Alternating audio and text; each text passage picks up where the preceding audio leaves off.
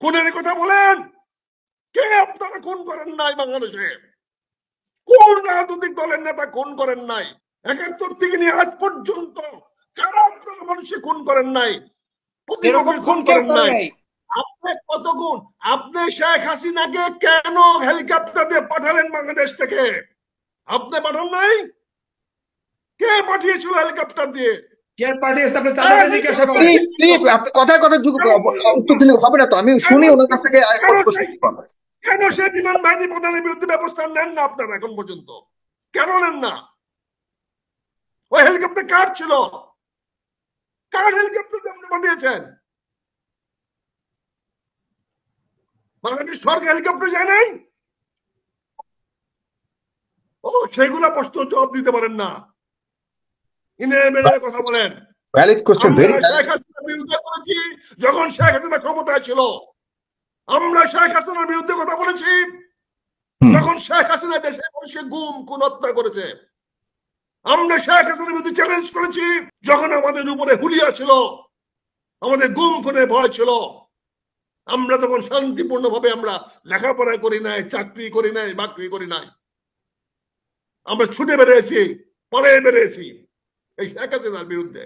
কাজে আপনি খুনের কথা বলেন, নির্বাচনের কথা বলেন, আপনি এসব দিয়ে কি এখন ৫৫ বছর আপনি একদিন আসছিলেন কেউ?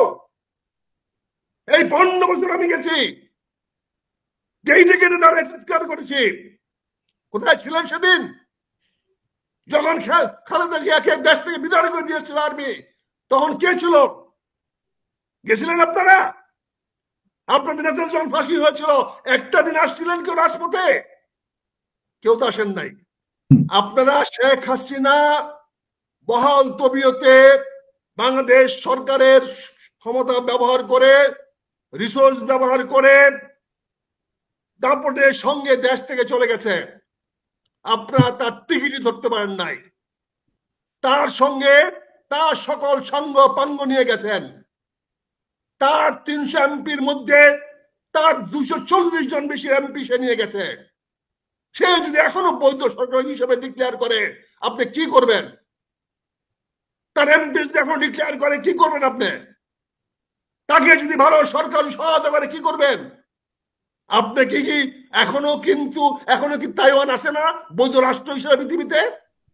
৪৬০টা উপজেলার চেয়ারম্যান আছে, ৪৬০টা উপজেলার আওয়ামী লীগের সভাপতি সেক্রেটারি আছে, যুব দলের সভাপতি সেক্রেটারি আছে। ওরা কোথায়? ওদের কি করছেন ৫-৭ মাসে? আপনারা আমাদেরকে প্রশ্ন করেন।